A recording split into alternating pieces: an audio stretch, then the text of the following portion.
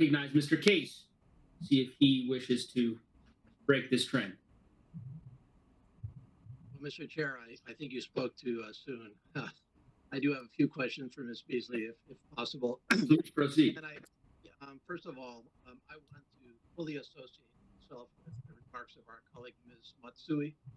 I am a co-sponsor of her legislation. I strongly support it.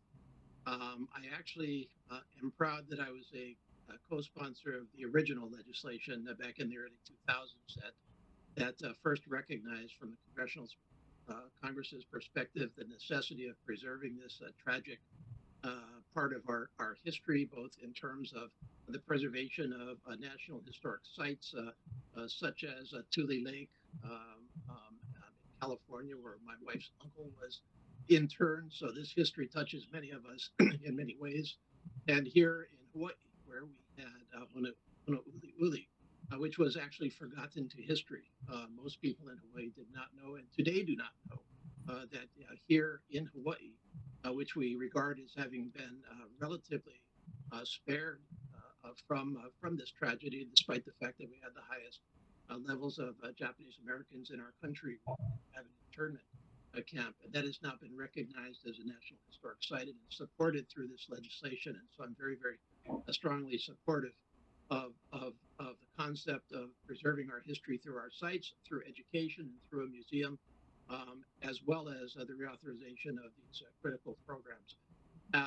So in that context, Ms. Beasley, Mr. Fulcher's line of questioning, if I interpret him correctly, is asking the question of should there be a matching requirement, because this is a modification of the program, and I think, not to put words in his mouth, but perhaps I will guess that he thinks there should be a matching requirement. And your response was that the department does have a mix of types of grants. Some of them are not matching, and some of them are matching. And you said that the straight grant proposals that do not require a match were because people could not otherwise access the program itself and could not benefit from that. And I'd like to flesh that out a little bit more with you, because that my sense is that in the case of Japanese American confinement sites, that is in fact a situation with many of the grant recipients or the potential grant recipients that they simply don't have the resources to come up with a match. They're not in some cases, they're not state and local governments with access to significant funding. They are, in many cases, quite small organizations that are simply passionately committed to the remembrance of this history and want to continue that education, which, as Ms. Matsui said, and I totally agree, is being lost, even with all of our efforts to the next generations. And so talk to me a little bit about the view that we should not have a matching requirement for these grants. Thank you for your question. As I mentioned in my response to Mr. Fulcher, we do have a number of grants that do not have a matching requirement. We also have a number of grants that do have a matching requirement. I certainly agree that what's most important is to ensure that these grant funds are available to as wide an audience of recipients as is possible, and we look forward to working with the bill sponsor and with the committee to ensure that that's possible.